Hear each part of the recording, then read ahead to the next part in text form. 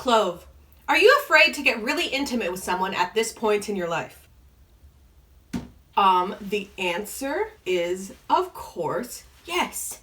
I'm realizing that I may have some issues when it comes to stuff. And not just stuff, but I would say many stuffs. I'm realizing there may be a reason why the only people I've had real feelings for have been straight women who are incapable of loving me back.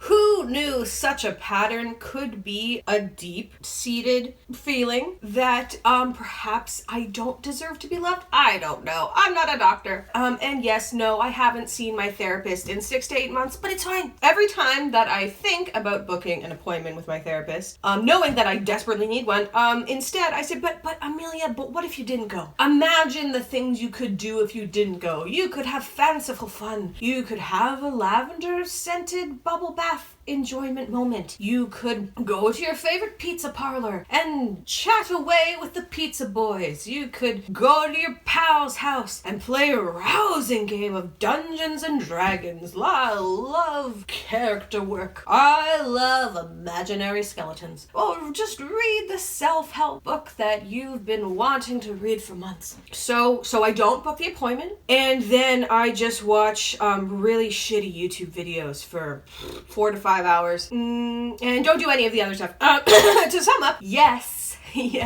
I have emotional problems, and I am terrified to be in a real relationship or intimate in a genuine way, and I have so many ways of stopping myself. So many layers of terror. No zone terrors, emotionally vulnerable terrors, commitment terrors. I don't know. Am I Chandler Bing? I don't know. Anyways, to sum up, I'm terrified. But you know what? But I'm trying, kind of. And that's all you can do. No, I'm not going to therapy, but I am talking to a magical fairy and then thinking about all the things that are wrong with me in my head, and that counts for something. The magical fairy is a person that's human. I'm not so crazy that I think I'm actually talking to a fairy. I'm talking to a person who is so magical they are like a fairy. And that's just as good as seeing my therapist. Monica, don't get mad at me. Monica is my therapist name. Okay, moving on.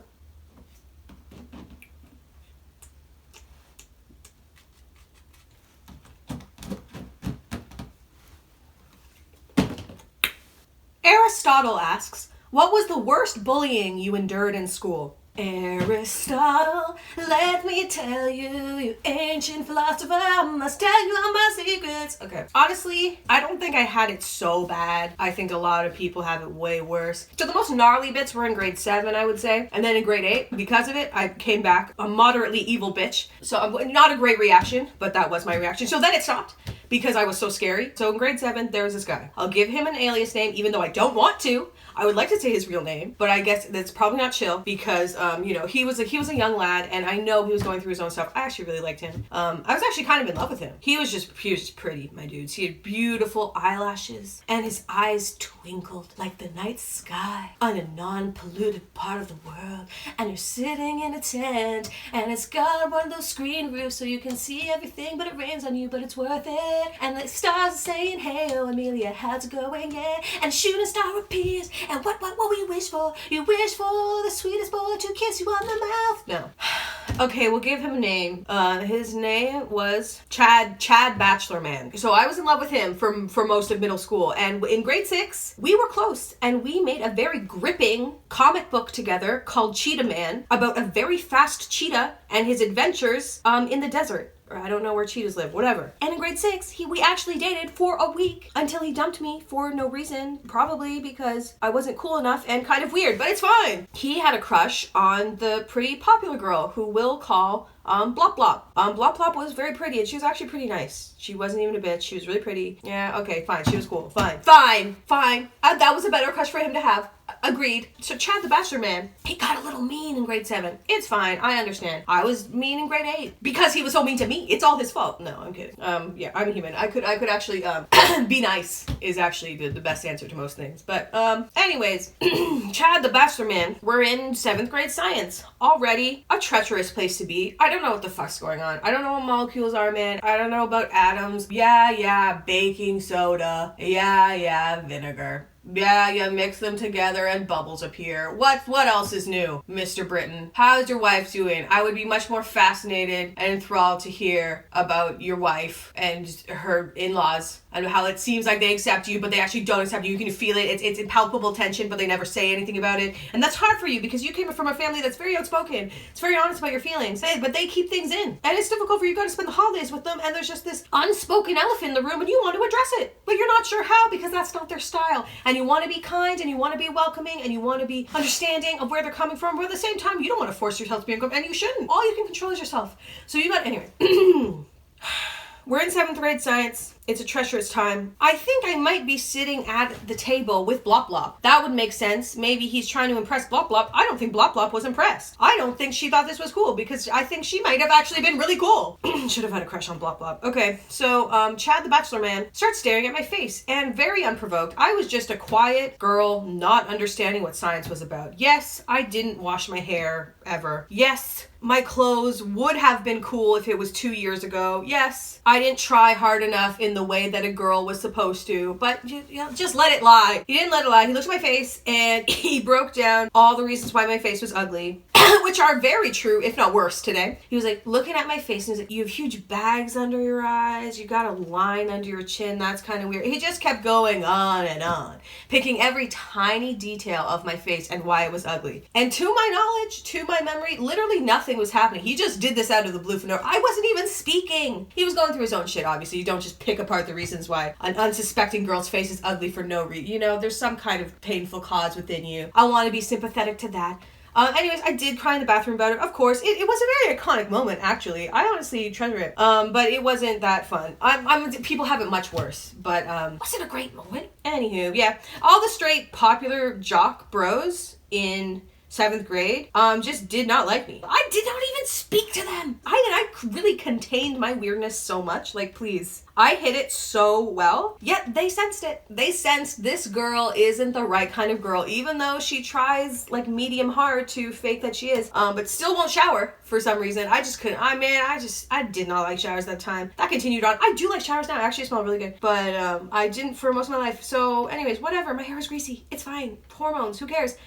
Greasy hair, that's just pheromones, dude. I was just trying to get fucked. Anyways, yeah, they didn't like me, so they would just tease me all the time. Just made it very clear that they didn't want to fuck me, and that offended them. The fact that they didn't want to fuck me and I wasn't doing enough about that issue, that bummed them out hard, dude. And you know what, Jock Bros, I'm sorry. Andrew Boyer, yes, I should use an alien's name, but I'm not. Because you were the worst one. Okay, fine. No, I didn't say that name. Okay, fine. Andrew Boob Man. Andrew Boob Man, yes, you did call me a fat bleep. Yes, you were uncool to me. I actually once talked about you in a video years ago, and someone DM'd me and said that you were also a shit to them. So great work. Just be real consistent, my sweet dude. Okay. Wow, just shove a nugget in your mouth and shut the fuck up, my sweet bitch. Okay.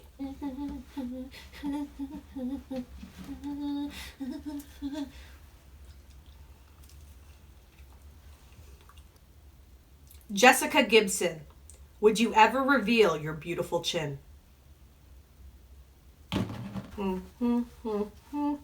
Okay, Jessica, I have thought about this. I have given it thought because I know it would probably be good for my soul to occasionally let go of the scarf. I know it emotionally, not hiding things feels good. Telling all my secrets, that feels good. You know what I mean? Like tummy pride, that feels good. What about double chin pride though? So emotionally, I do think it would be good for me to let go of the double chin scarf. A little bit. For a second. Now this is going to sound like a ploy, and partly maybe it is, but I don't mean it to be. This is going to sound weird. This is going to sound possibly extremely lame, possibly one of the lamest things I've ever said or done, but okay, here's the thing. I am a legally abiding lesbian. Therefore, I believe in astrology. Thusly, I am a Sagittarius. Sagittarius are the archer, okay, man? It's a centaur dude from Harry Potter with a bow and arrow like Katniss. And I'm pretty sure that means that the goals are important. You know what I mean? A metaphor, if you will. Swing, swing, pop, bullseye. So anyways, okay. I do relate to the bow and arrow side of a Sagittarius. I do relate to, like, I'm gonna get that bitch. Fuck you, squirrel. That's me. I'm munching the squirrel. I'm gonna munch you.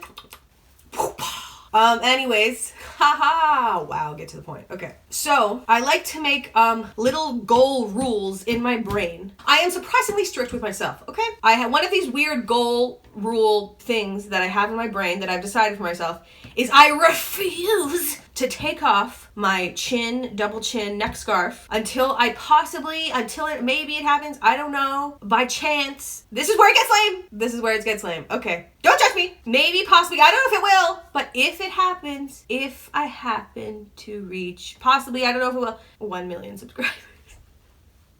And I had this in my brain for a while, and I don't want to talk about it because it's so lame. It's just, I don't want it to be a ploy. I don't want it to be like a marketing strategy. You want to see my double chin? Well, subscribe. It makes me very uncomfortable, and it makes me clench my butt in a way I've never clenched it before. That's why I don't want to discuss it. I don't want to discuss this Sagittarius nonsense that I've invented. This is so lame. I don't like discussing. Sometimes people have told me that I should tell people to subscribe in a video, tell people to like videos. And I think it's so smart when people do that. I think it makes complete logical sense to address the fact that you're on YouTube and this is a thing and it benefits you, and it's completely logical. And like when other people do it, because yes, bitch, that's a smart move. Yet I can't bring myself to do it. I can't bring myself. I don't know why. So anyways, honestly, that is my plan. I need to force myself to do things that make me uncomfortable sometimes, and I do it in weird ways, like I'm like, oh, I need a video. I have to go on a date for a video. You know what I mean? It's like something that I know I need to do for my soul, but I trick myself by doing it in these weird ways, or like I make these weird rules for myself. You know what I mean? Not saying that's healthy. I'm not saying that's great, but that's what I do. Okay. Anyway, so if you want to see my double chin, please subscribe. I hate myself. But just do it. I'm promising nothing though. I'm promising nothing because maybe if it ever were to happen, maybe I'll be too scared. But maybe I won't. Anyways, either way, the only way that I will ever consider it is if I reach that goal, because I have to, because I'm crazy. And remember the bow and arrow. Don't hate me. Please don't think I'm insufferable. Please don't think I'm more annoying than I have ever been. Because I'm already thinking that, so you don't have to. Luna Rec Clips. Which of your friends is your favorite, and which of your friends is your least favorite? The steamy hot tea of this question. Spicy habanero. Spicy chicken sandwich from Wendy's. Hot Ones wings. The host of Hot Ones is bald, and it kind of scares me, because Mr. Clean is the most terrifying demon I've ever seen. He haunted my dreams as a child, and that's why I can't watch Hot Ones anymore. This question makes me laugh. I find it hilarious. I don't know how well I'm going to be able to answer this because it's so shady. Also, it's probably not chill to rank your friends in such a way, but I'm gonna do it, honestly. I'm gonna do it. Okay, this question is hilarious. And if I lose all my friendships because of it, it was worth it. Right now, my favorite friend is Jonas, because he's being very sweet and understanding towards me, which I really appreciate. Because I've had some breakdowns as of late that have made me do some irrational things. He's been very sweet about it and very forgiving. Oh, my least favorite friend right now is Marty, because I haven't seen him in a long time and I really miss him. And yes, that's a cop-out answer, but I don't care, because here's the truth. The worst person in my friend group, it's me. Without a doubt, it's me. If you gave them a truth serum from Harry Potter, because they wouldn't say it without it because they're so nice, and that's why I'm the worst one. If you gave a truth serum to all of my friends, like a really strong one, like Snape vibes, if you gave them Snape truth serum potion, 1,000%, if you asked them who is the worst one out of your friends, 1,000% they would all say me. I am the worst one. All of my friends, they're Gryffindors or they're Hufflepuffs. I'm the only Slytherin that I know. Slytherin vibes, like I gotta get what I want. Always got a camera in their face, like exploiting them. I'm not exploiting. I just like to capture sweet moments and then edit them together on my own channel and then make money off of it. Anyways, okay, to sum up, I'm awful.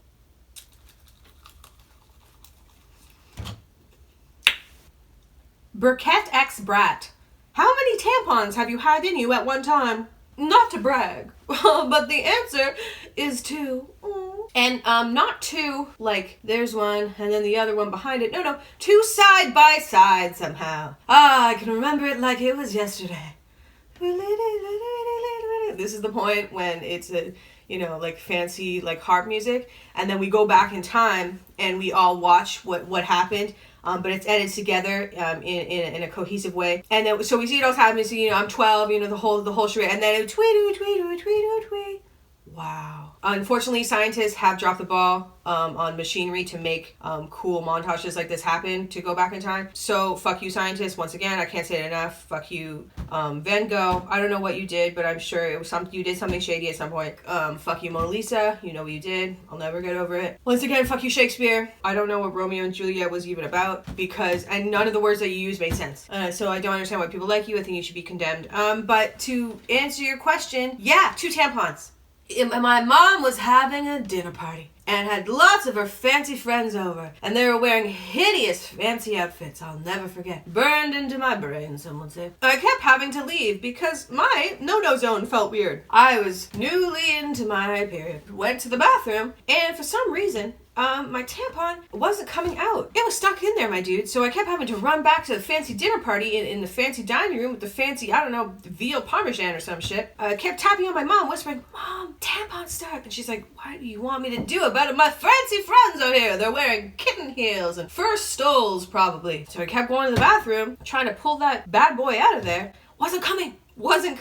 My poor little pubescent no-no zone. Man, I don't know what happened. It just closed up. I don't know what's going on. What is this shoving something up there? Blood. It's all weird, dude. Let's just level with each other.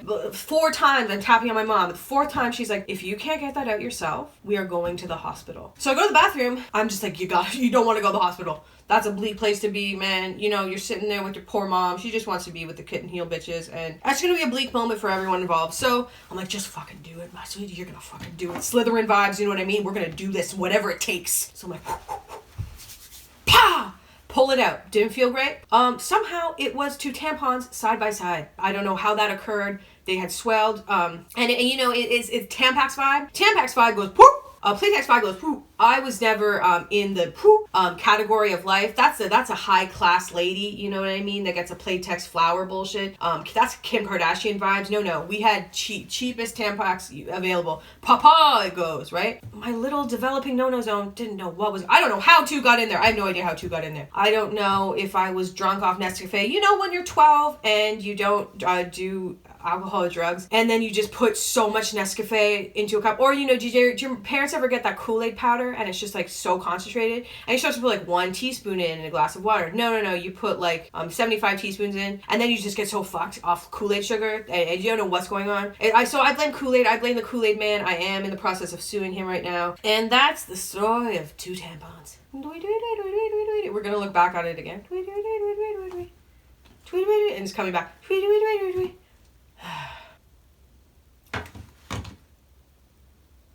Hella Nails 85. How do you stay true to yourself when society is constantly sending us messages of conformity? I don't know. I don't know. See, I understand that I look obnoxious and I stand out on a pathological level, but in my mind, I would like to do a better job of staying true to myself all the time. Okay, Shane Dawson. I've watched for a long time, and I rewatch Shane, Trish, and Drew videos from 2014 all the time. And that dude, seemingly, he's the same all the time. He's himself all the time. He jokes around with strangers the same way he jokes around with his pals. I don't know. This might be immensely lame, but I admire that a lot, because that's something I would like to cultivate more in myself. To be able to be the same and be able to let yourself be comfortable in almost the same way around most people. I think the best and most free I feel is when I'm making videos, because I just let myself be and say everything. You know what I mean? I don't censor myself at all. I don't know, like I want to be friendly and nice to strangers, but I don't know. It would feel really good to let myself be less censored, let myself go. Because I think that would be more responsive to strangers than it is me just like not saying anything and like laughing and smiling. You know what I mean? So maybe I'm gonna try to do that. New year, new me. Forget smiling and agreeing. Forget about it. No, I'm just gonna sing songs that annoy everyone around me all the time because it makes me feel good and forget the rest of them. No. I'm not that Slytherin. I do have an appropriate amount of Hufflepuff in me. But let's be honest about my Slytherin roots. You know what I mean? Let's do it. Let's do it. I feel like singing a song about pot roast sausages. What? Hey, family, I need to be honest with you. I'm a lesbian and boobs are cool to me.